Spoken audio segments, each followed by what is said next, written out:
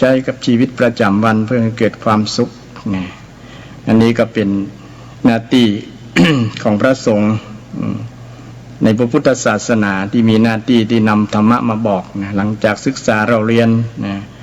ปริยัติปฏิบัติแล้วก็ปฏิเวทได้ผลจากการศึกษาเราเรียนแล้วก็นำผลนั้นนะมาบอกศรัทธาญาติโยม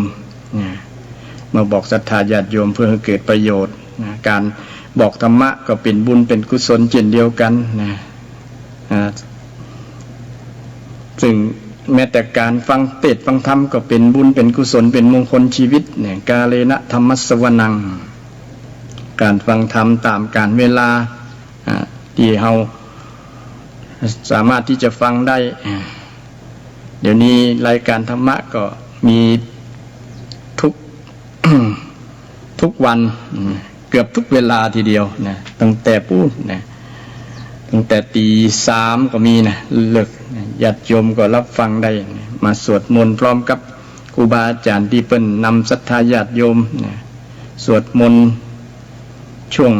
ดึกๆใกล้จะค่อนแจ้งนะก็มีบางรายกา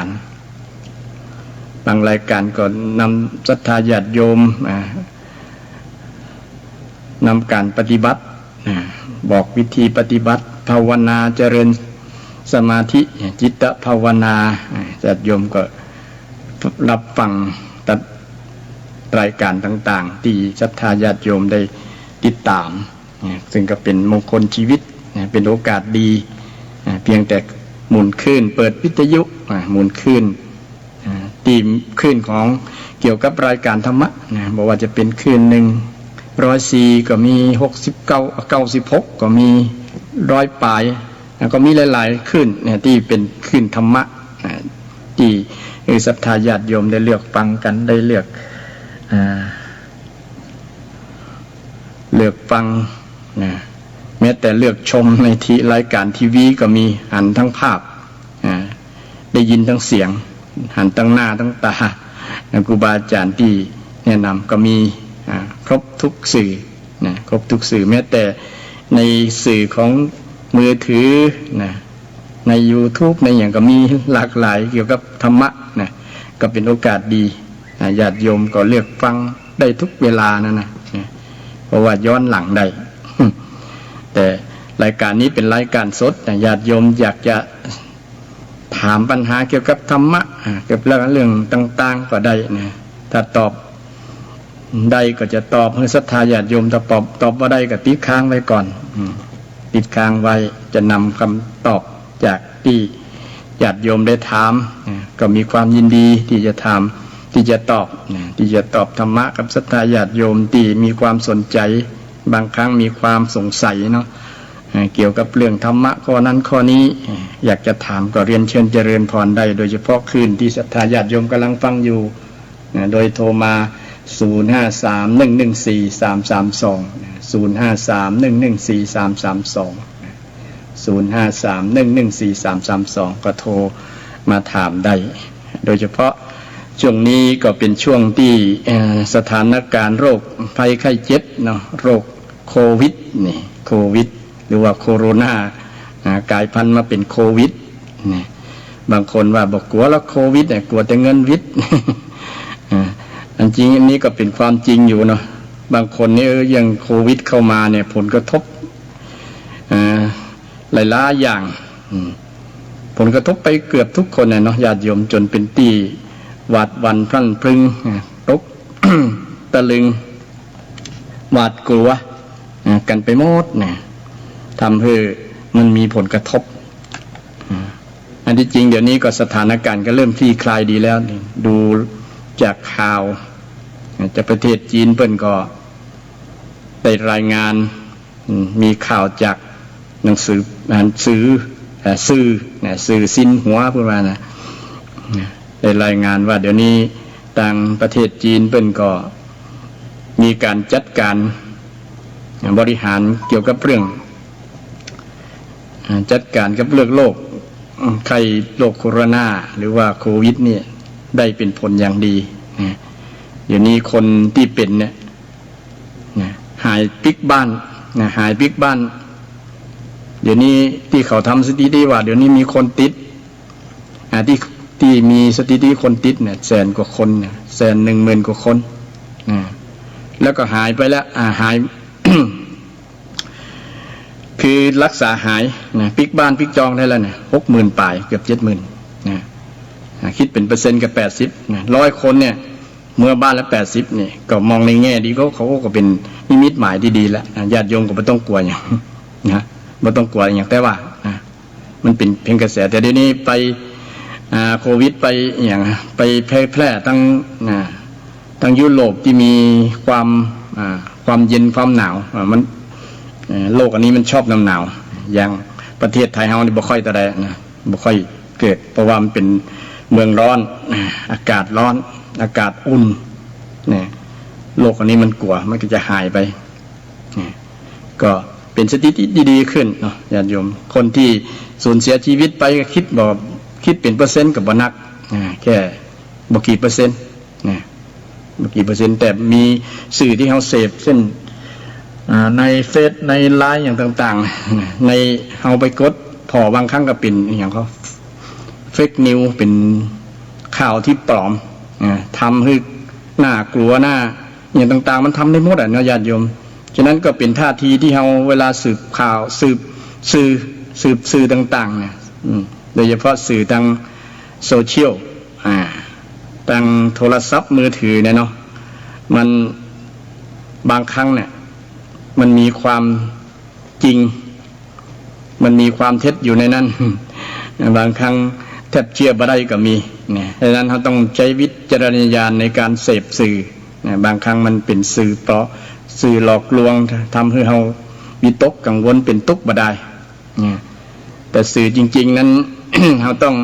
ดูจากหลายๆที่มาเปรียบเทียบกันว่ามันมีความเป็นจริงก็นะไม่ใช่ว่าด่วนเชื่อเลยนี่ก็เป็นท่าทีของชาวพุทธที่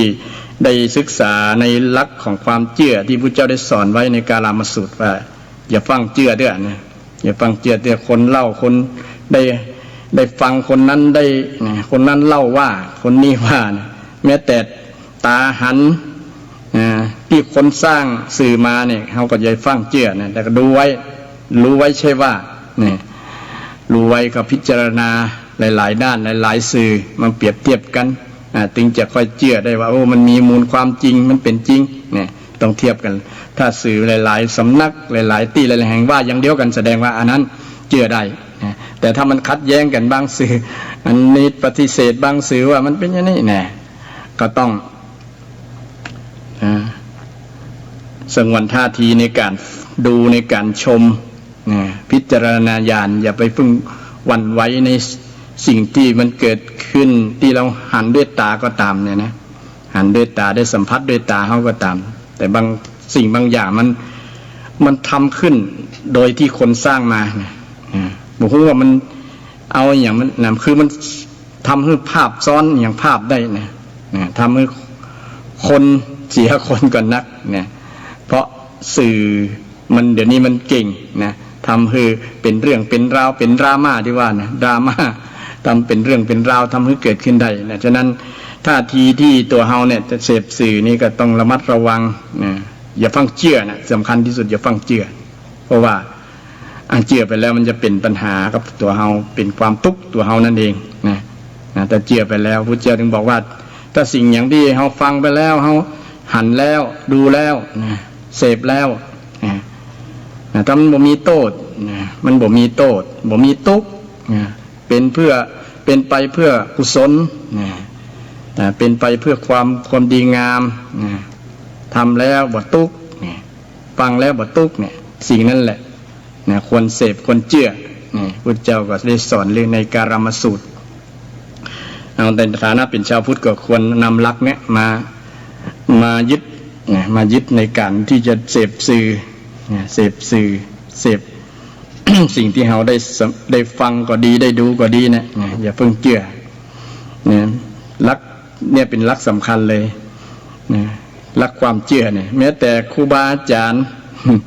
ของเราเองเนี่ยพุทธเจ้าก็ยังบอกว่าอย่าด่วนรีบสรุปอย่ารีบสรุปด่วนเชื่อเลยอาจจะ ครูบาอาจารย์อาจจะสอนผิดก็ได้เป็นต้นนะอาจจะสอนต้องมาพิจารณาวิจารณญาณด้วยหลักที่ว่า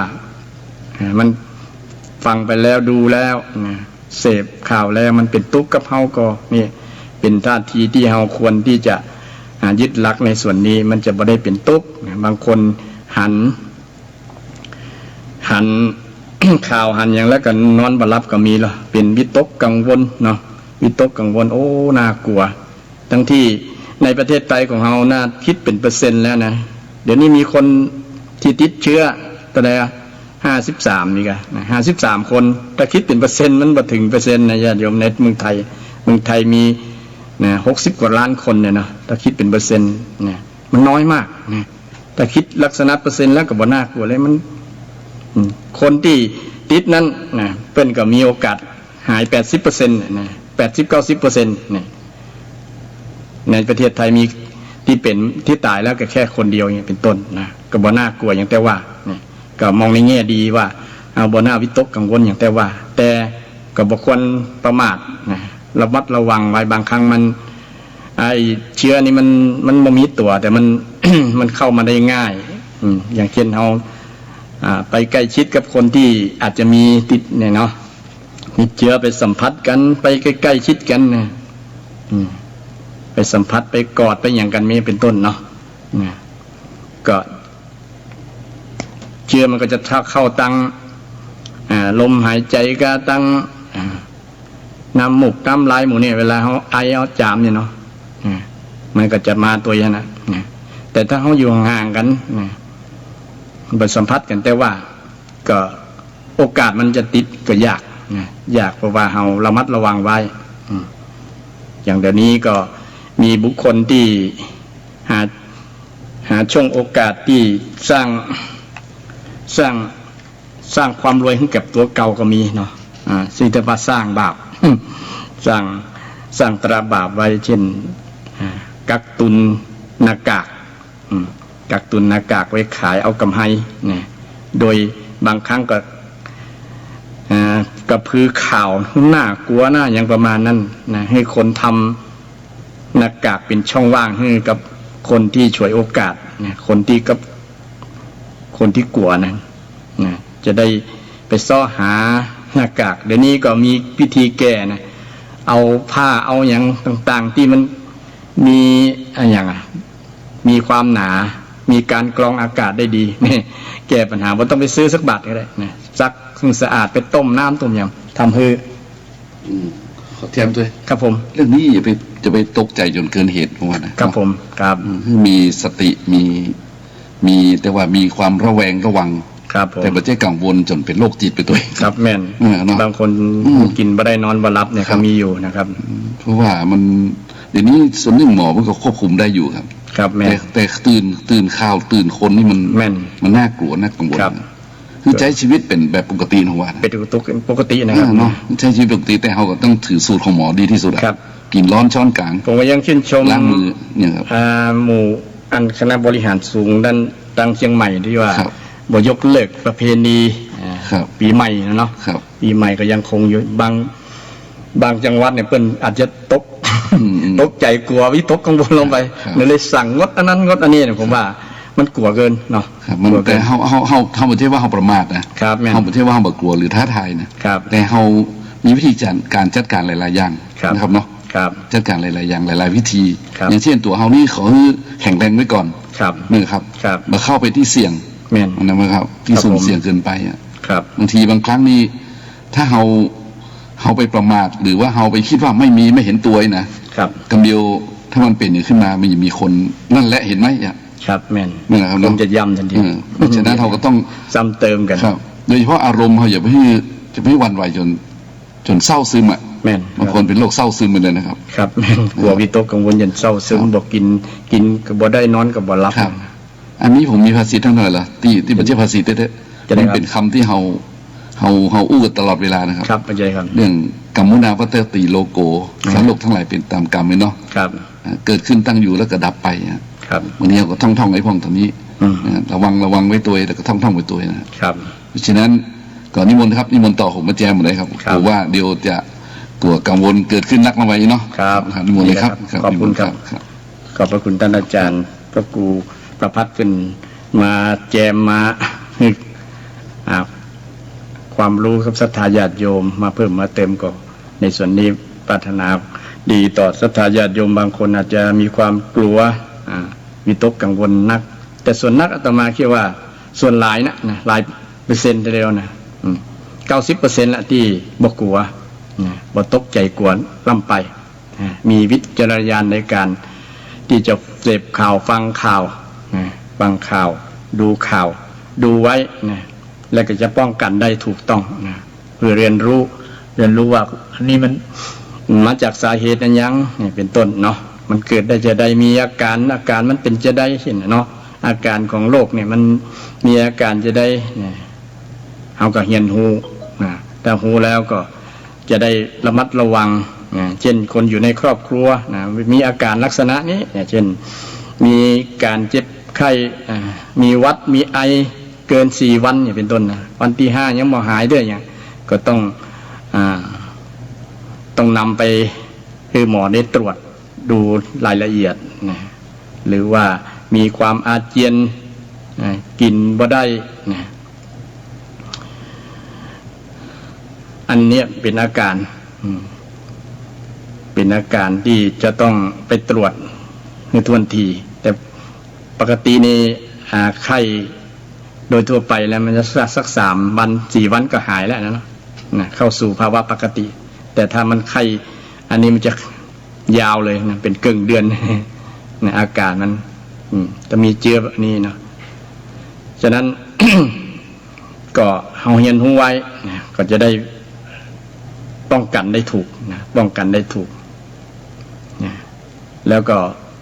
ที่สำคัญการป้องกันอย่างหนึ่งก็ดูแลรักษาสุขภาพของตัวเฮาเองนะคือสุขภาพแข็งแรงเช่นออกกำลังกายกินของร้อนช้อนกลางล้างมือนะที่หมอเพิ่นแนะนำเนาะของร้อนนะเพราะว่าของร้อนนี่มันสามารถที่จะฆ่าเชื้ออันนี้ได้นะมันบ่ชอบนะเชื้อโคโรนาโควิดเนี่ยมันชอบเย็นชอบเย็นเนี่ยแต่กินของร้อนของใหม่ๆของสดๆนี่มันก็จะปลอดจากเชื้อเหล่านี้ได้ดีนะยิ่งไปกินของที่มันเป็นสื่อพาหนะที่จะนำมาเช่นของดิบของอย่างต่างๆเนี่ยเสี่ยงต่อจะเป็นโรคนี้ได้ก็นำเป็นเชื้อพาหนะได้เนี่ยของร้อนช้อนกลางล้างมือช้อนกลางก็ป้องกันที่น้ำลายของเราเวลาไปอมเนี่ยไปอมกับจ้อนนะถ้าเจอจ้อนของไผของมันบ่มีจ้อนกลางเนี่ยนะมันก็จะติดจากน้ำลายที่เราตักอาหารมามันก็จะไปแช่ในน้ำแกงน้ำอย่างเนาะจะไปเปื้อนผสมอยู่ในน้ำแกงฉะนั้นเพื่อนกินใช้ช้อนกลางแล้วก็ล้างมือของเราเนี่ยไปสัมผัสอันนั้นอันนี้บางครั้งไปสัมผัสไปยุบอันนั้นยุบอันนี้มาโดยเฉพาะตีประตูก่อนประตูลูกบิดลูกอย่างประตูเนี่ยเนาะมันเป็นศูนย์รวมเชื้อโรคด้วยนั่นนะเวลามัน เราก็ต้องทำความสะอาดเอาน้ำร้อนไปลวกเลย แนะนำผู้ศรัทธาญาติโยมเอาน้ำร้อนไปลวกที่ลูกบิดประตูที่เขากำประตูเปิดปิดเนี่ยถึงวันนะเอาบอกว่ามันไปมีเชื้ออย่างบางอย่างที่ติดนั่นได้อาจจะเขาก็ป้องกันไว้ก่อนนี่เป็นต้นอันนี้วิธีป้องกันโรคโรคที่จะมาเกิดกับเฮาแต่ไม่เกิดยากญาติโยมอย่าไปกลัวนักนะโดยเฉพาะเมืองไทยเนี่ยก็เป็นตั้งทั่วโลกเนี่ยมันมีตั้ง108นะ108ประเทศเนาะของไทยก็อยู่ท้ายๆนั่นแหละบัติดอันดับระดับท็อป 10หรือว่าระดับต้นๆแค่50 กว่าคนนะถ้ามองในแง่ดีก็ถือว่ายังเป็นบุญของประเทศไทยอยู่ประเทศที่มีอุณหภูมิเหมาะสมที่ยากที่โลกนี้จะเกิดได้ลำบากนอกจากจะบุคคลจะนำมาจากประเทศที่มันมีติดเชื้อและลักนัด อย่างเช่นเราระแวงกันว่าคนไทยที่ไปเนี่ยการอยู่ประเทศเกาหลีจะนำเชื้อนี้มาประเทศกำลังติดเชื้อนักๆเนี่ยคนไทยที่ไปทำการทำงานอยู่ฮั่นปิกบ้านปิกจองมาปิกประเทศไทยแล้วจะนำเชื้อมานะประมาณนั้นแต่ประเทศไทยนี่จะเกิดเองเนี่ยก็ยากจะยากแต่ถ้าเราประมาทก็อาจจะเกิดขึ้นได้นะถ้าที่หมอแนะนำทางการแพทย์แนะนำว่าเราปฏิบัติตัวจะได้เขาก็เจือไว้แล้วก็ปฏิบัติตัวหมอตัวแพทย์ที่แนะนำนั้นก็จะป้องกันบ่ให้โรคเกิดได้อันนี้เรื่อง สถานการณ์ปัจจุบันเข้าสู่เรื่องธรรมะของพระพุทธเจ้าจะได้นำธรรมะอันนั้นมาประยุกต์กับสถานการณ์นี้จะได้นะอาตมาก็มองว่าธรรมะของพระพุทธเจ้านี่เป็นธรรมโอสถเป็นยารักษาโดยเฉพาะรักษาจิตรักษาใจคนที่มีความกลัวมีความกลุ้มมีความโกรธมีความเกลียดอย่างนี้รักษาได้ญาติโยมรักษาได้แล้วก็รักษาโรคต่างๆที่มันเกิดขึ้นอยู่หายได้เพราะมันเป็นธรรมะเป็นธรรมชาติที่มันบำบัดธรรมะย่อมชนะอธรรมเช่นโรคต่างๆนี่เป็นอธรรมที่จะเอาธรรมะต้องมาชำระโดยเฉพาะโรคหวาดกลัวโรคระแวงอย่างต่างๆเนี่ยเราสามารถนำธรรมะมาใจคนที่เคยทำคุณงามความดีเนี่ยคนที่ทำคุณงามความดีสร้างบุญบารมีต่างๆเนี่ยเป็นของคนมีบุญเนี่ยคนมีบุญเนี่ยจะเป็นบุคคลที่จะนิราศคลาดแคล้วจากโรคภัยไข้เจ็บต่างๆได้ดีกว่าคนที่ทำสิ่งที่บ่ดีทำบาปนี่เนาะทำบาปเนี่ยอันนี้เป็นสิ่งที่เราสามารถที่พิสูจน์คำสอนนี้ได้ญาติโยมคำสอนนี้ได้ฉะนั้นเมื่อสถานการณ์ที่เป็นแบบนี้สถานการณ์ที่เป็นแบบนี้ก็เจริญพรกำลังจัดรายการอยู่ได้โยมเด้อ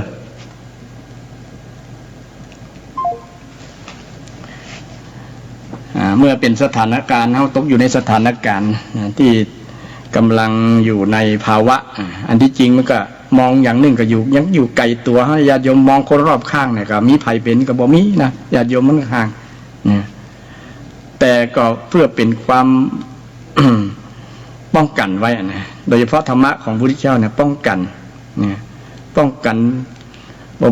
บอกว่าจะธรรมะหรือว่าวินัยต่างๆเนี่ยเป็นสิ่งที่ป้องกันสิ่งที่ชั่วร้ายต่างๆได้นะมันเป็นสิ่งที่เกื้อกูลต่อสิ่งที่บ่ดีนะสิ่งที่บ่ดีบอกให้สิ่งที่บ่ดีเกิดขึ้นนะมันห้ามปรามมันปกป้องนะสิ่งที่บ่ดีบอกให้เกิดขึ้นได้นะธรรมะของพระพุทธเจ้าคนที่มีบุญคนที่ทำคุณงามความดีเนี่ยมันจะทำให้ชีวิตของคนที่มีบุญเนี่ยรอดปลอดภัยนะธรรมะเนี่ยญาติโยมธรรมะคือคนที่มีคุณงามความดีคนที่มีบุญทีนี้สังเกตว่าคนที่มีบุญนี้จะสังเกตจะได้ญาติโยมสังเกตจะได้เปิ้นแนะนำว่าสังเกตอยู่9ประการอย่างน้อย9ประการประการแรกบอกว่าคนที่บอกตื่นตระหนกกลัวบ่บ่นบ่เป็นคนขี้บ่น คนขี้บ่นคนที่บ่ขี้บ่นบ่จมเช่นเอาหันข่าวในทีวีเนี่ยจมฮึดบ่จมฮึดไผก็จมฮึดทีวีเป็นจัดเป็นนี่เนี่ยจมฮึจมฮึโลกคือภัยต่างๆที่มันเกิดมาเนี่ยลักษณะนี้เป็นคนที่ถ้าบ่คิดจมโดยเฉพาะจมคือลูกคือหลานจมคือคนรอบข้างเพื่อนร่วมทำงานอย่างนี้คนลักษณะนี้เพื่อนว่าคนบ่มีบุญนะที่จมนะถ้าคนบ่จมนี่เป็นคนมีบุญวันนี้เรื่องคนที่มีบุญนะบุญจะคุ้มครองทุกอย่างนี่ญาติโยมคนที่ จิตจมเนี่ยบ่งบอกถึงจิตใจของคนนั้นอ่อนไหวนะอ่อนไหวต่อสภาพอารมณ์ที่ตัวเก่าได้รับอยู่นะเช่นหันอย่างก็ดีฟังอย่างก็ดีเริ่มมีปฏิกิริยาง่ายแล้วคนลักษณะนี้เป็นว่าคนบ่มีบุญถ้าคนมีบุญเนี่ยจะบ่จมนะนิ่มนะนิ่งนะอันที่สองนี้คนที่มีบุญนี่คือจะบ่กลัวอย่างก็คือบอกกลัวสิ่งที่มันเป็นสิ่งที่บ่ดีเช่นบอกกลัวบุญบอกกลัวคุณงามความดีกล้าที่จะทำสร้างคุณงามความดีสร้างบุญกุศลถึงแม้ว่าตัวเก่านี้จะมีฐานะบ่ต่อได้นะคือเป็นคนดีแต่ว่ากล้าที่จะทำกล้าที่จะทำเพราะมีศรัทธาแรงกล้ามีศรัทธาแรงกล้ายกตัวอย่างเช่นเวลามีงานมีต่างๆแต่ด้วยกำลังทรัพย์ตัวเก่าบ่นักบ่หลายแต่ว่ากำลังจิตกำลังใจเนี่ยทุ่มเทเต็มที่เนี่ยเห็นทำบุญทำกุศลถึงแม้ว่าจะบ่นักเนี่ยแต่เป็นคนที่กล้าทำกล้าแสดงออกในสิ่งที่ถูกต้องในสิ่งที่เป็นคุณงามความดีเนี่ยคนลักษณะนี้เป็นน้องเป็นคนมีบุญคนมีบุญนี้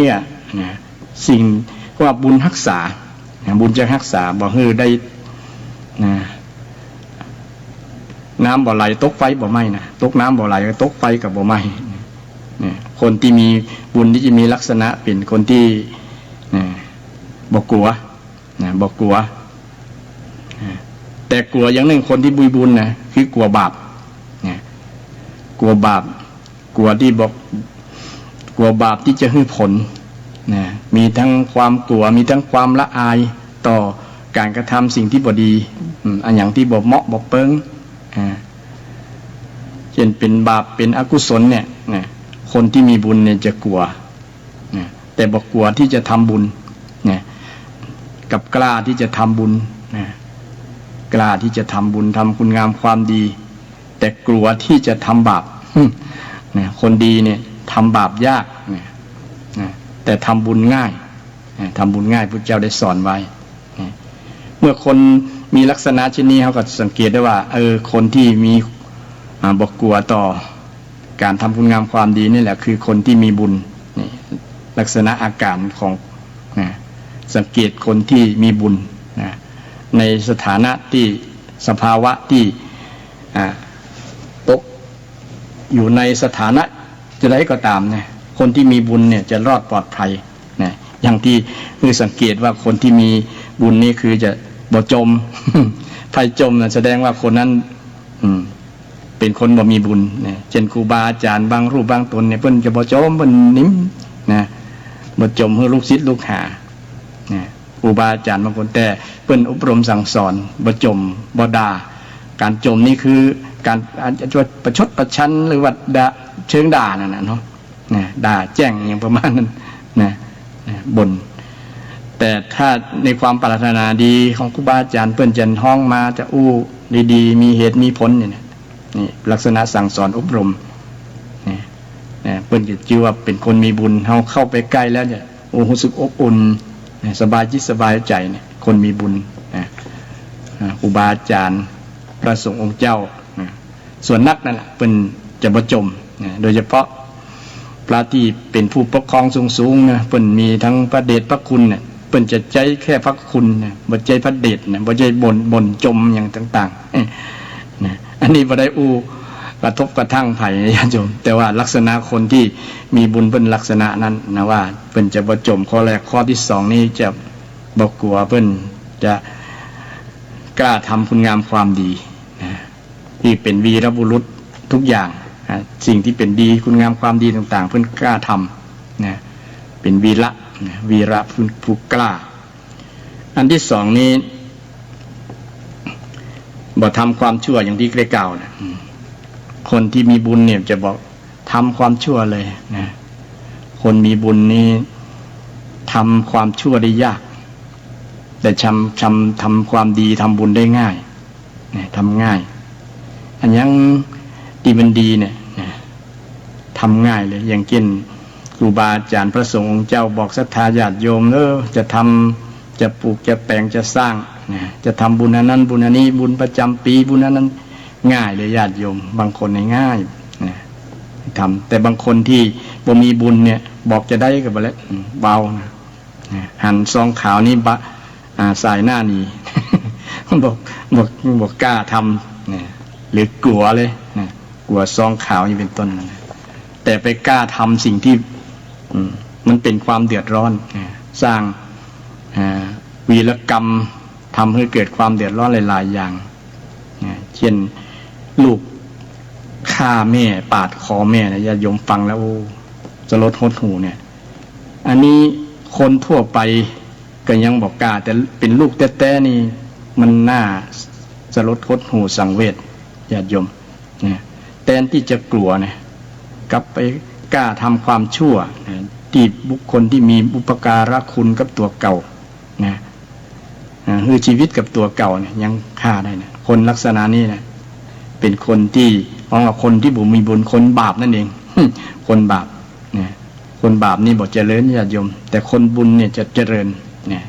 นี่อุศรัทธาได้หันลักษณะคนที่มีบุญเนี่ยคนที่มีบุญจะบดทำความชั่วชั่วทางกายก็ดีทางวาจาก็ดีทางใจก็ดีจะบอกจะเว้นหลีกเว้นบ่ทำความชั่วนั้นและคนที่มีบุญต่อมาก็คือข้อที่สี่ก็คือบอกคิดนักคิดนักนี่คิดโดยเฉพาะคิดทางลบนะคิดฟุ้งซ่านคิดอย่างต่างๆสปะสเปดโดยเฉพาะคนที่อยู่คนเดียวเนี่ยญาติโยมบางคนลูกหลานไปยักการยังงานเหลือก็ตัวเก่าอยู่บ้านกกงกเนี่ยมาฟังธรรมะธรรมโมเนี่ยดีละญาติโยมจะได้มีกู้มีอย่างเพราะอยู่คนเดียวระวังความคิดเนี่ยถ้าคิดอันที่มันเป็นอกุศลเนี่ยเดือดร้อนนะญาติโยมมันเดือดร้อนตัวเก่าก่อนเลยล่ะนะเดือดร้อนตัวเฮาคิดโดยเฉพาะคิดจังคนนั้นคิดอันไม่เป็นทางลบเนี่ยเนาะบ่มีประโยชน์กับตัวเฮาเลยนะแต่ไปคิดเนี่ยนะเพราะว่าความคิดเนี่ยมันห้ามบ่ได้นะบ่มีใครห้ามความคิดได้ญาติโยมฉะนั้นมีแต่ตัวธรรมะที่จะห้ามได้ก็คือสติเนี่ยมันห้ามความคิดได้ธรรมะตัวเดียวเนี่ยที่ห้ามความคิดได้ก็คือสติรู้ตัวว่าเขาคิดอันนี้แล้วเนี่ยเมื่อมันรู้ตัวแล้วก็ยังคิดสิ่งที่เขากำลังคิดอยู่ที่มันเป็นสิ่งที่บดีเนี่ยคิดมากคนที่อยู่คนเดียวเป็นว่าระวังความคิดเนี่ยมัน ทำให้คิดหลายคิดนักคิดสปะสเปดเนี่ยคิดเรื่องอันนั้นเรื่องอันนี้คิดเรื่องคนนั้นจังคนนี้ฮักคนนั้นบ่ยอมฮักเฮาคนนี้ว่าเฮาคนนั้นฮักเฮาคนนี้จังเฮาอย่างว่ามาคิดไปเรื่อยเปื่อยนะคิดเรื่องเงินเรื่องทองคิดเรื่องเศรษฐกิจคิดอันอย่างคิดหลายๆอย่างนะทำให้เป็นว่าเป็นโรคประสาทนะเป็นโรคซึมเศร้าก็ได้เป็นโรคเครียดเป็นโรคเครียดเนี่ยคนที่คิดนักเนี่ยรู้ตัวไว้เลยว่าเฮาเริ่มเป็นคนที่บ่มีบุญพยักมีทำตัวเก่าให้มีบุญอย่าไปคิดนักอย่าโยมถ้าแค่คิดอย่าคิดในสิ่งที่เป็นกุศลนะคิดทำคุณงามความดีคิดเรื่องบุญเรื่องกุศลเนี่ยนะพุทธเจ้าว่ามันเป็นประโยชน์ต่อจิตใจเฮาต่อสภาพร่างกายต่อสุขภาพจิตเฮาเนี่ยคิดไปเถอะบ่มีผลเสียแต่ถ้าคิดนักคิดในสิ่งที่บ่ดีเนี่ยนะ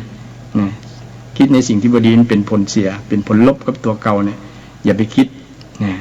ดังนั้นคนที่มีบุญเนี่ยคิดแต่สิ่งที่ดีมีประโยชน์กับตัวเก่ามีประโยชน์กับครอบครัวมีประโยชน์กับชุมชนบ้านเมืองนี่คิดสร้างสรรค์เนาะคิดหลายๆคิดนักได้ดีมันยิ่งคิดยิ่งดีแต่ถ้าคิดสิ่งที่มันเป็นสิ่งที่บ่ดีเป็นอกุศลมันจะเป็นผลเสียต่อคนคิดเองแล้วก็เป็นผลกระทบต่อคนรอบข้างคนในครอบครัวในสังคมนี่มันเป็นผลเสียคนคิดลักษณะนี้จะห้องว่าคนที่บ่มีบุญนะคนที่บ่มีบุญเมื่อบ่มีบุญแล้วก็บุญก็จะบ่คุ้มครองละบาปจะมาแทนบาปจะมาเสนอผลมาสนองผลมาคือผลแทนเพราะ บุญมันบ่จะอยู่กับจิตใจเฮาแล้วหรอกนะมีแต่นายบาปนั่นนายบุญ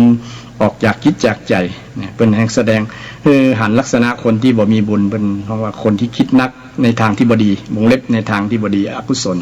นี่คนที่มีบุญข้อต่อมาคือคนบ่ใจร้อนคือรอได้ใจเย็นรอได้ใจเย็นครูบาอาจารย์บางรูปเนี่ยใจเย็นบ่โกรธฮือไผบ่เดือดฮือไผใจเย็นรอได้คิดในแง่บวกคิดในแง่ดีไว้รอได้อย่างเฮาอึดอัดเนาะเรื่องสถานการณ์โรคเนี่ยนะบางคนที่มีบ่ใจคนมีบุญเนี่ยจะอึดอัดคัดเครื่องอย่างต่างๆมันบ่ม่วนใจไว้ประมาณนั้นนะพอข่าวตั้งใดก็มีกันเรื่องอันนี้ตามคืออึดอัดคัดเครื่องนี่แต่คนที่มีบุญก็นิ่งนะบ่เดือดบ่ยั้งก็พอมันพอตามความเป็นจริงรอได้ว่าท่องคาถาว่าเดี๋ยวมันก็ผ่านไปเนี่ยคาถาดีญาติโยมเดี๋ยวมันก็ผ่านไปโรค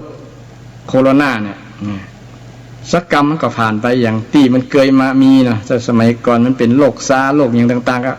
ลักษณะเดียวกันเนี่ยคนตายก็เป็นพันเป็นหมื่นมันก็นะแต่ก็ผ่านไปแล้วนะ10 ปี20 ปีมาเป็นมีเตือนเนี่ยก็เป็นธรรมชาติอย่างหนึ่งธรรมชาติว่าจะเฉพาะคนนะแม้แต่พืชแต่สิ่งมีชีวิตที่มันเป็นพืชเป็นอย่างก็ยังเป็นโรคเป็นอย่างญาติโยมอย่างเช่นเข้าเนี่ยนะบางปีเนี่ยมันเป็นโรคใบแฮมใบอย่างเนาะมันเป็นคล้ายๆโรคห่าเนี่ยมันตายเป็นหลายให้เลยนะมันติดต่อกัน อยู่ใกล้ๆนะสักเดือน2 เดือนก็ถ้าเจ้าของนามีวิธีกำจัดรักษาหรือว่าป้องกันนะมันก็จะคลี่คลายมันก็จะฟื้นคืนได้แต่ถ้าถึงมันจะตายมันจะตายต้นไปเลยมันก็ผ่านไปแฮมปีตั้งหน้ามันก็บอกมามแล้วนะแฮมหลายๆปีอยู่หลายๆปีมันจะเกิดมาเตือนอันนี้ก็เช่นกันเขาก็มองใน มองใจเย็นไว้นะใจเย็นใจรอนะบางครั้งเขารอบ่ได้นะใจร้อนนะรอบ่ได้นะใจร้อนกระวนกระวายบางสิ่งบางอย่างที่เขากำลังทำอยู่เขากำลังเผชิญอยู่เขากำลังเป็นอยู่เนี่ยนะอยากจืมันโป้นไปเนี่ยก็ท่องคาถาว่าเดี๋ยวมันก็ผ่านไปนะแต่มันก็ผ่านไปถ้ามันบ่ผ่านมันก็ต้องผ่านนะมันเป็นธรรมชาติอยู่แล้วญาติโยมนะธรรมชาติที่มันเกิดขึ้นนะเกิดขึ้นตั้งอยู่ดับไปเนี่ยพุทธเจ้าได้สอนไว้นะอนิจจังทุกขังอนัตตามันบ่มีสิ่งที่อย่างเที่ยงแท้แน่นอนหรอกนะมันเกิดขึ้นกับเฮาก็มันก็ผ่านไปนะอย่างเช่นสุขเนี่ยเนาะทุกข์เนี่ยเนาะทุกข์สักกรรมมันก็อยู่เกิดขึ้นมันก็ดับไปมันก็เกิดสุขมาแทน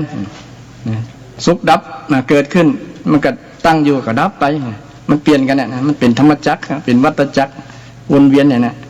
โรคนี้เช่นกันนะก็เวียนวนเวียนเกิดขึ้นตั้งอยู่ดับไปซึ่งเป็นธรรมชาตินะธรรมชาตินะคิดแบบธรรมชาติมันก็จะรอได้บ่ใจกระวนกระวายนะใจเป็นคนใจเย็นในที่สุดเนี่ยบ่ต้องอันอย่างกระตึกเบิกวายเนี่ยตีตนไปก่อนไข้อย่างประมาณนั้นนะรอใจเย็นได้นะคือเป็นคนนิ่งได้นะนิ่งได้คนที่นิ่งคนที่รอได้ใจเย็นได้เนี่ยเป็นคนที่มีบุญญาติโยมนะมีบุญ บุญในความใจเย็นเนี่ยมันจะเป็นผลต่อจิตใจเฮาญาติโยมมันจะเป็นผลต่อจิตใจเฮาจิตใจเฮาเนี่ยสบายนะบ่กระวนกระวายนะบ่กระวนกระวายในความที่เฮากำลังเผชิญกับปัญหาต่างๆนะมองในทุกสิ่งทุกอย่างเป็นธรรมชาติเป็นธรรมะนะมันเกิดขึ้นตั้งอยู่ดับไปนะมันเป็นทุกอย่างนะมันเป็นกับทุกคนน่ะบ่เลือกชั้นวรรณะนะเลือกชั้นวรรณะอย่างโรคไอ้โคโรนานะญาติโยมเนาะมันเกิดขึ้นตั้ง108เดี๋ยวนี้ติดเชื้อ108ประเทศแล้วนี่108ประเทศมันไม่ได้เลือกว่าประเทศนั้นไปเว้นนะถ้ามีเหตุปัจจัยที่จะทำให้เกิดนั้นมันก็เกิดขึ้นได้เนี่ยเดี๋ยวสักบักกี่วันอันต่อมาคือว่าคิดว่ามันน่าจะหายบักเกินเดือนพฤษภาแล้วนะหายแน่เนี่ยหายแน่คนที่ ได้รับผลกระทบก็จะเริ่มคลี่คลายไปในทางที่ดีโดยเฉพาะน่าเห็นอกเห็นใจศรัทธาญาติโยมที่เป็นแม่ค้าแม่ขายนะที่เพิ่งอาศัยกับเรื่องธุรกิจเกี่ยวกับการท่องเที่ยวเนาะปิดร้านปิดหยังกันค้าขายแม้แต่ร้านค้าขายในเมืองไทยที่อยู่ประจำก็ยังมีผลกระทบเนี่ยยังขายเลยสถิติลดลงหัวภาพเลยแต่ทำใจยากลำบากก็คือท่องคาถาว่าเดี๋ยวมันก็ผ่านไปนะเอาแก้ไขเอานะใจเซฟเรื่องการใจใจต่างๆนะเราเคยใจนักก็ต้องใจน้อยลงเนี่ยประมาณนั้นนะอันนี้ก็เป็นสิ่งที่เราเผชิญกับปัญหาเหมือนกันหมดนะก็คือกำลังใจศรัทธาญาติโยมที่มีผลกระทบเนาะเพราะว่ามันเป็นทั่วโลกมันไม่ใช่เป็นเฉพาะคนไทยนะประเทศไทยตานเอาให้ใจเย็นๆไว้นะใจเย็นๆนะอย่างก็มีหลายผู้หลายท่านนะญาติโยมก็หันอาตมาส่วนหนึ่งอาตมาก็เป็นคนใจฮ้อนนะเป็นคนใจฮ้อนคือเป็นคนมีบุญแต่นี้เริ่มจะเย็นลงนะเริ่มจะนึกถึงว่าลักษณะคนที่มีบุญในพยายามจะทำให้ใจมันเย็นลงนะเย็นลงอย่าไปใจวู่วามอย่าไปวู่วามผุนผันหันเล่นนะต้องมีสติคิดก่อนพิจารณาดีๆนะนิ่มไว้นะประมาณนั้นนี่ลักษณะแบบนี้ถือว่าเป็นคนที่มีบุญนะคนที่มีบุญที่คนบ่ใจร้อนใจเย็นและก็รอได้นะสักวันมันก็ผ่านไปนะอันยังก็ผ่านไปนะท่องคาถาในใจสักวันมันต้องผ่านไปเนี่ยโลกอันนี้ก็ต้องผ่านไปความจนสักวันมันก็จะผ่านไปนะผ่านไปความรวยก็เข้ามาแทนที่ดลนะความสุขที่มันผ่านไปแล้วมันก็เข้ามานะความทุกข์อยู่ขณะนี้มันก็เดี๋ยวมันก็ผ่านไปนะสักวันก็ผ่านไปต้องมีสักวันนะญาติโยมร้องเพลงต้องมีสักวันนะต้องมีสักวันอันนี้ก็เป็นลักษณะคนที่มีบุญนะอยู่ได้ด้วยบุญถ้าคนคิดลักษณะนี้มันก็จะบ่เดือดร้อนอย่างญาติโยมนะบ่เดือดร้อนอย่างใจมันเย็นใจมันสงบเนาะและข้อต่อมาคนที่มีบุญก็คือมีความอดทนสูงนะขันติปรมังตโปตีติขาพระเจ้าตรัสไว้ในโอวาทปาติโมกข์นะความอดทนเนี่ยเป็นตบะอย่างยิ่งเลยนะที่จะเผาตบะแปลว่าสิ่งที่เผาผ่านกิเลสที่จิตใจมันฮ้อนหนนะจนมันทนได้นะทนได้กลั้นได้ทนได้มันผ่านไปได้นะด้วยความอดทนนะความอดทนอดกลั้นคนแต่ก่อนครูบาอาจารย์ศรัทธาญาติโยมพ่อแม่ศรัทธาญาติโยมคนแต่ก่อนนี้มีความอดทนสูงนะเป็นคนนิ่งดังที่กล่าวมาเป็นคนใจเย็นนะพอน้อยพอนานใจเย็นนี่นะบอกกระเติกเบิกไว้นะคือความอดทนอดกลั้นนะคนแต่ก่อนนี้มีความอดทนสูงที่ว่าเนี่ยเช่นแต่งงานกันนิดเริ่มต้นที่ศูนย์เนี่ยนะกัดก้อนเกลือกินเนี่ยอดทนต่อความลำบากตรากตรำเนี่ยสร้างเนื้อสร้างตัวเนี่ยคนแต่ก่อนนี้สูงมากคนอดทนอย่างพ่อแม่อาตมาเนี่ยนะไปบุกเบิกทางแผ่วทางขุดหากไม้ขุดอย่างในก่อนโอ้หันภาพในสมัยเป็นรอนพ่อแม่ขุดหัวขุดเงาไม้อย่างต่างๆแต่รถแมคโครเลยล่ะขุดนะเก่งมากนะในปลูกข้าวโพดปลูกพืชต่างๆนะแต่ก่อนมันมีรถไถมันมีน้อยมันนักนะแล้วก็มีทุนมานักก็เลยเอาคนเนี่ยขุดแล้วก็เป็นให้เป็นนามานะแต่ก่อนมันไปบุกป่าทางพงก่อนแล้วเนาะแต่ก่อนมันเป็นตีบุกเบิก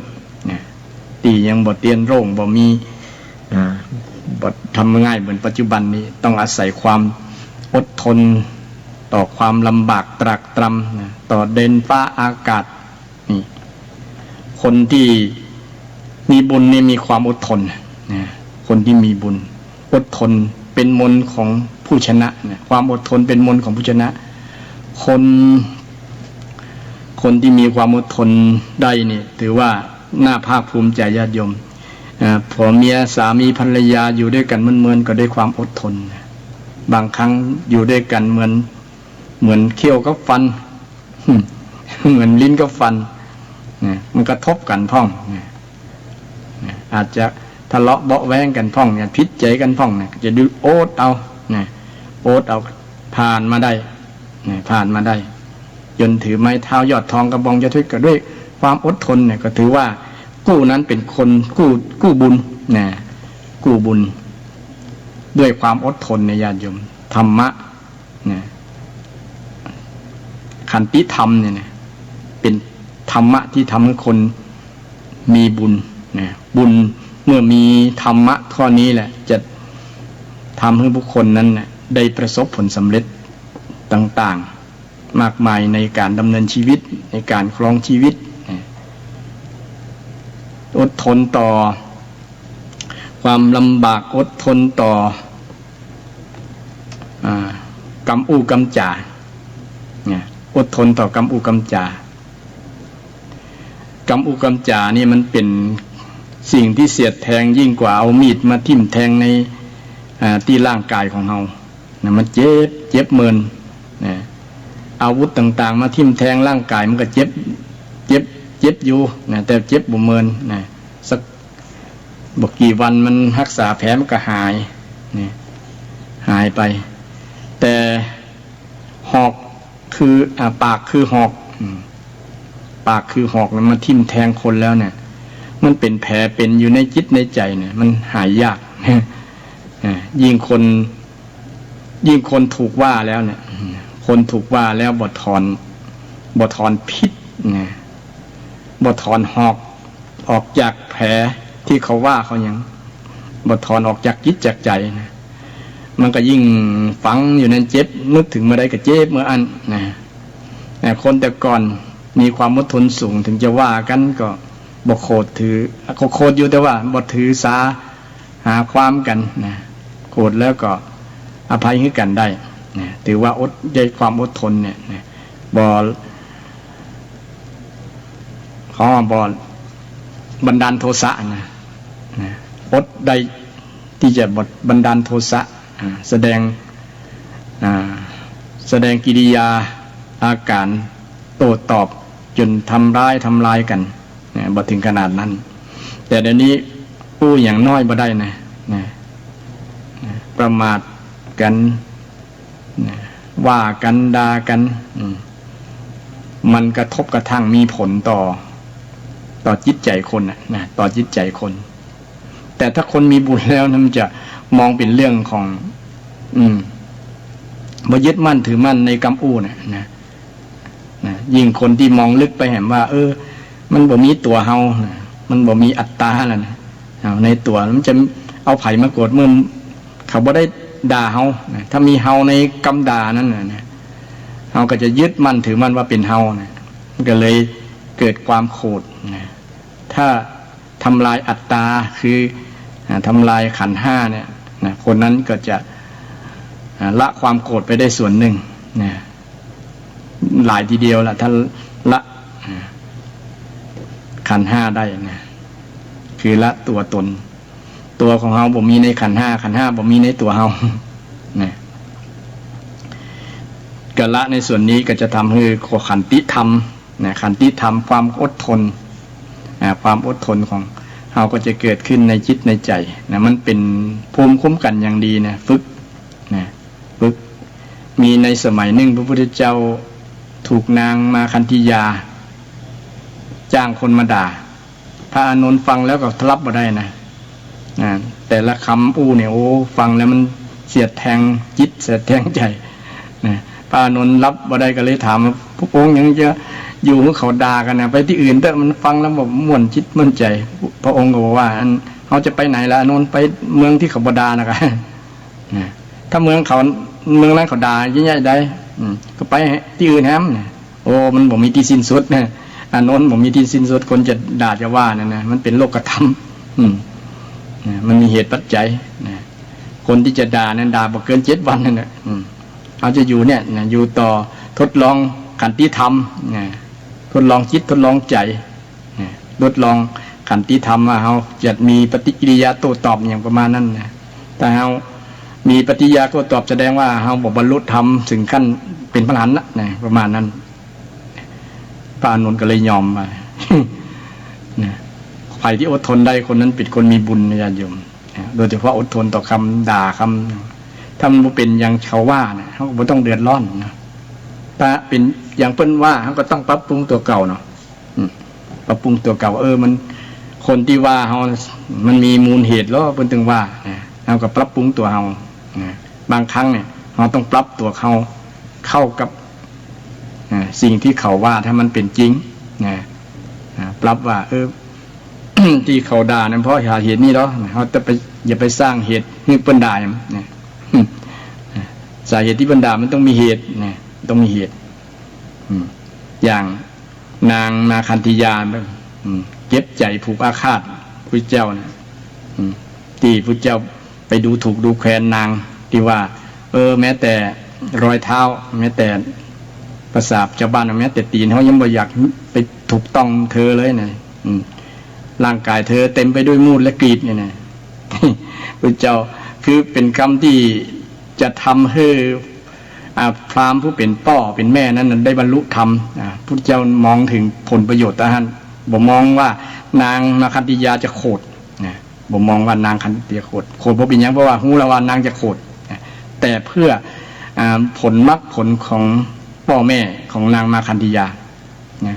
จึงได้ตรัสคำนั้นเป็นตัดธรรมนั่นแหละถ้าคนบ่มีธรรมภูมิธรรมเนี่ยมันจะบ่บรรลุบ่เข้าใจนางนั้นเนี่ยภูมิธรรมยังต่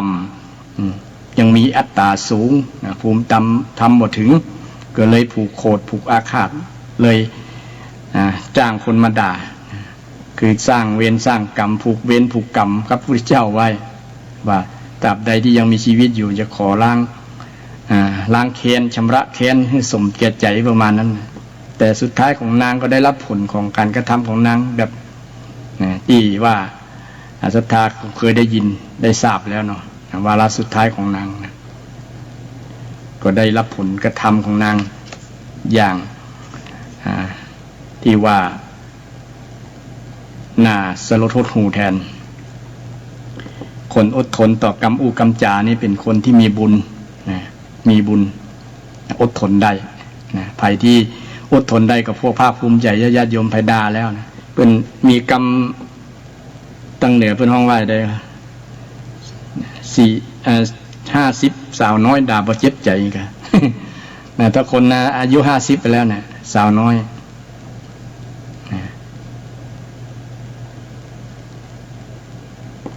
อันอย่างก็50หรือ60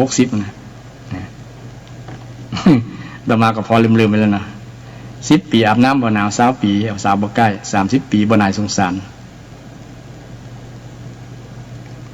เนี่ยประมาณนี้50เนี่ยสาวน้อยด่าบ่เจ็บใจเนี่ยสาวน้อยด่าบ่เจ็บใจแสดงว่าคนที่มีอายุนักๆมีภูมิธรรมสั่งสมบารมีสูงขันติธรรมสูงจะบ่ถือสาลูกหลานลูกเต้าเราหลาน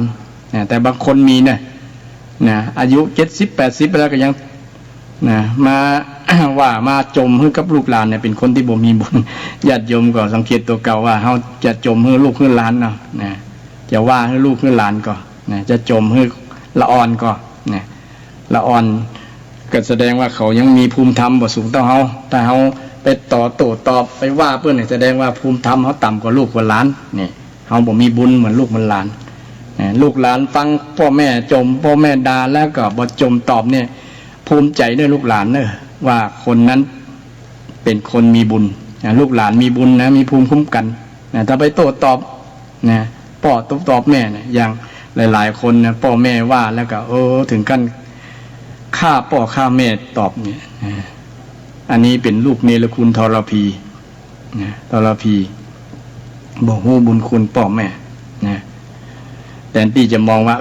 พ่อแม่ว่าก็ตามด่าก็ตามนั้นเป็นการฮึปอนอย่างดีเป็นการสร้าง สร้างบารมีธรรมคือขันติบารมีให้กับเฮาให้เฮามีความอดทนอดกั้นนะทุกคน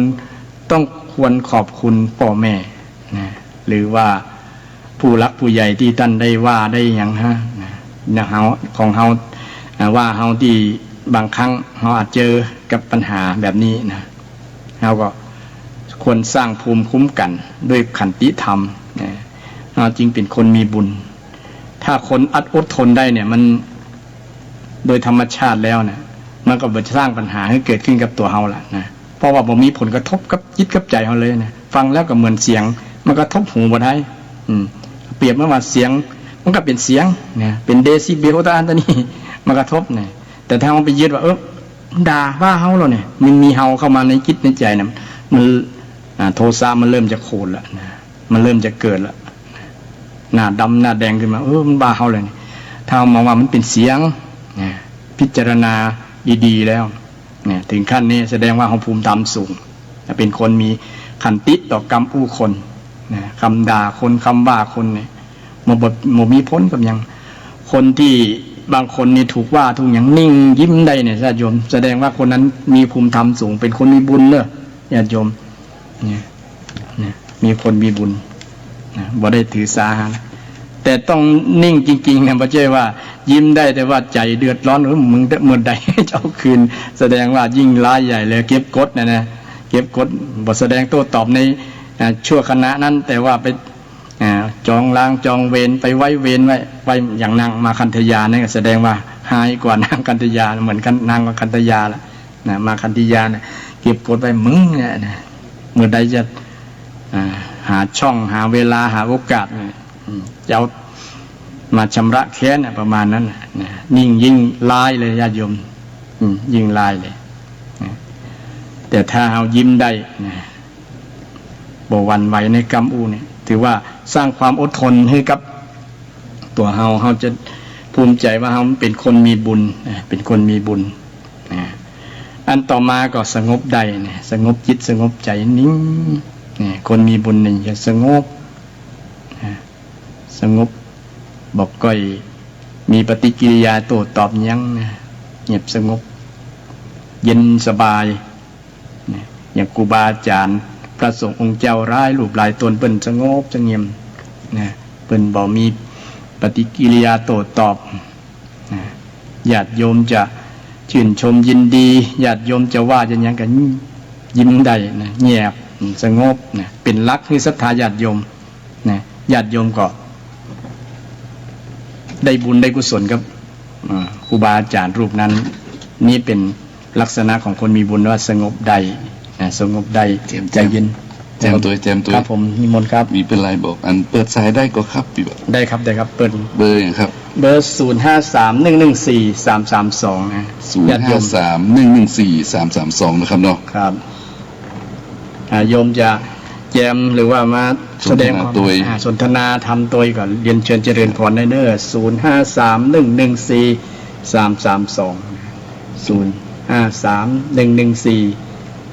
053114332053114332นะมันเป็นสิ่งที่ดีนะครับเนาะครับผมถ้าคนเดียวอู้นี่มันจะใครหลับแม่นมาอู้ตัวคนนะครับผมดีแล้วครับอู้ตัวคนถ้าญาติโยมมาตัวอู้นะครับอันนี้พอดีทางสถานีเพิ่นบอกว่าท่านเปิดสายพังเหนื่อยหรอครับเป็นโทรเข้ามาครับผมครับนี่เปิดกันเปิดอยู่กันเปิดอยู่ครับกดว่าดังอยู่ครับดังอยู่ครับถ้าบอกเปิดเท่ากับเปิดคนเดียวครับอันนี้นะเนี่ยเพิ่นบอกถ้าบอกเปิดเท่าเปิดคนเดียวครับผมยังเขาบอกว่าทุกคนอย่าถอยครับผมแต่ถอยได้อย่างเดียวที่ดีที่สุดคุณว่าถอยอย่างทุกคนอย่าถอยนะคุณว่าอีนะครับผมทุกคนอย่าถอยสิ่งที่ถอยแล้วดีได้อย่างเดียวคืออย่างถอยแล้วดีได้อย่างเดียวถอยแล้วดีถอยแล้วดีคืออย่างถอยอย่างถอยแล้วมีคนสาธุมีคนดีใจเด้อถอยแล้วดีถอยแล้วคนอื่นเพิ่นบอกว่าอย่าถอยนะอย่าถอยนะมั้งครับครับอย่าถอยนะแต่มีคำว่าโอ้ถ้าถอยแล้วดีอ่ะมันมีนะถอยแล้วดีคืออะไรครับอย่างครับเฉลยผมพูดช้าถอยแล้วดีผมถามว่าถอยแล้วดีคืออะไรเนี่ยครับพูดช้าแล้วนะวิสัชนาได้ก่อนบ่ได้ครับถอยรถป้ายแดงถอยรถป้ายแดงถอยรถป้ายแดงเราดีเขาบอกโยมเขาไลน์ส่งไลน์มาเนี่ยท่านบอกว่าอย่าถอยแบบดีนะแต่ว่าถอยแล้วนะ ถ้าถอยแล้วนี่ดีมันเป็นอย่างเดียวอ่ะถอยรถป้ายแดงดีอยู่อ่ะเวลานี่ต่อครับ อันนี้เป็นใครเครียดเวลาสามีภรรยาสามีคู่ผัวตัวเมียถอยคนละก้าวกันยังดีแล้วเวลาทะเลาะกันเนาะใช่ครับครับอันนี้ก็ดีนะอย่างที่ว่าใจความอดทนขันติเนี่ยเวลาอาจจะทะเลาะวิวาทกันพ่องว่ากันพ่องด่ากันพ่องถ้าประจันหน้ากันมันจะคล้ายๆกับว่าอันน้ำมันกับไฟนะอยู่ใกล้กันก็ระเบิดครับเพราะฉะนั้นคือว่าอ่อนเข้าหากันเนาะอ่อนเข้าหากันน้อมเข้าหากันครับมันจะถอยเห็นหน่อยสามีภรรยาในครอบครัวเนี่ยถ้าอดทนต่อกันได้เนี่ยมันก็จะเป็นบุญบ้านนั้นเป็นบ้านบุญนะครับนะปัญหาในครอบครัวก็จะมีน้อยบ่มีเลยอดทนได้นะทนได้อะทนได้ครับรอได้หลวงปู่ทองว่าไงครับรอได้ทนได้นิ่งได้รอได้ดีได้เนาะไม่ครับดีได้ที่สุดอย่างหลวงพ่อทองเป็นว่าครับเนาะครับอันนี้เป็นคนมีบุญครับคนมีบุญครับรอได้ครับผมเป็นยัง10 ปีก็รอได้ถ้าสาวรอตัวให้ตัวมันตัวให้มันมันก็เกินลิมิตอ่ะครับผมมาช่วยคลายเครียดมันจะเยอะมาช่วยคลายเครียดขอบคุณครับผมเพราะฉะนั้นก็ญาติโยมมีก็โทรมาได้เนี่ยเห็นแต่ส่งไลน์มาโยมมาโทรมาเลยเนี่ยตัวมาก็ตอบไปแล้วเนี่ยฉะนั้นบางทีบางครั้งครับอาจารย์คนเฮานี่ถ้าหมูจะถอยหลังออกมาพิจารณาตัวเก่าอีกนะครับบางทีก็จะบอกว่าตัวเองผิดนะครับบางทีต้องถอยออกมาอีกน้อยนึงเนี่ยต้องมีสติเนาะมีสติมาตั้งสติก่อนเนี่ยตั้งสตินี่มันเรื่องเรื่องสติครับตอนไวรัสเนี่ยครับมีสตินิมนต์ครับแล้วคนมีบุญก็คือมีสติญาติโยมนะสติก็คือความระลึกรู้ตัวว่าขณะนี้เฮาทำอะไรยังอะไรยังคิดอะไรยังอยู่นะกำลังดูยังอยู่เนี่ยมันจะเป็นสิ่งที่ป้องกันอย่างดีนะสติความระลึกได้สัมปชัญญะความรู้ตัวอาตมาได้เรียนตั้งแต่สมัยบวชใหม่ๆนะนักธรรมตรีทำมีอุปการะมากนี่เป็นหัวข้อว่าทำมีอุปการะมากสติความระลึกได้สัมปชัญญะความรู้ตัวเนี่ยเป็นธรรมะหมวด2ศรัทธาญาติโยมไผที่เป็นน้อยเป็นนานเนาะคงจะได้เรียนมาผ่านมานักธรรมตรีสูตรนักธรรมตรีหลักสูตรนักธรรมตรีและก็เป็นหัวใจสำคัญของธรรมะทุกอย่างรวมลงที่สติธรรมะ 84,000 ข้อเนี่ยเอาได้ใจธรรมะทุกตัวใน 84,000 ข้อเนี่ยเอาใช้สติข้อเดียวก็เหมือนใจทั้งหมดเลยมีใช้สติเนี่ยคือทุกอย่างกล่าวทุกกิริยาการกินยืนเดินนั่งนอนพูดคิดมูเนี่ยนะมีสติอยู่ทุกอิริยาบถนะทุกอิริยาบถเนี่ยถือว่าเป็นผู้ที่มีบุญ มีสติเนี่ยมีสติคนที่มีสติก็คือคนที่มีบุญเนี่ยมีบุญเพราะสติเนี่ยจะคุ้มครองปกป้องนะรักษาคนที่มีสตินั้นน่ะให้รอดปลอดภัยเนี่ยมีสติเนี่ยบางครั้งมีค่ายิ่งกว่ามีสตังค์สติสตังค์เนี่ยบางคนว่ามีสตังค์ดีกว่าสตินะถ้ามีสตังค์อย่างเดียวผมมีสติก็จบเฮเหมือนกันนะจบข่าวเหมือนกันญาติโยมเช่นไปพฤติกรรมสร้างพฤติกรรมต่างๆที่มันเสี่ยงต่ออันตรายต่อชีวิตนะอันตรายต่อชีวิตนะคือตกอยู่ในความประมาทเช่นบอกกลัวว่าสิ่งที่จะเกิดขึ้นในข้างหน้ามันจะเป็นผลกระทบต่างๆเนี่ยก็เลยละเมิดในสิ่งที่เปิ้นได้บอกได้กล่าวได้ตั้งกฎกติกามาอย่างเป็นต้นเนาะเช่นไปฝ่าฝืนกฎจราจรอย่างต่างๆนะครับรถเร็วอย่างต่างๆมันก็ทำให้ถึงความหายนะถึงความแก่ชีวิตได้ฉะนั้นภัยที่ดำเนินชีวิตด้วยสติคือระลึกรู้ตัวเฮากำลังทำมันอย่างอยู่กำลังทำมันอย่างรู้กำลังอู้อันอย่างอยู่กำลังคิดอันอย่างอยู่มันเป็นสติเปรียบเหมือนเซฟทีคัทนะเตือนก่อนตายเตือนก่อนไว้วอด เซฟก่อนตายเตือนก่อนไววอดที่เป็น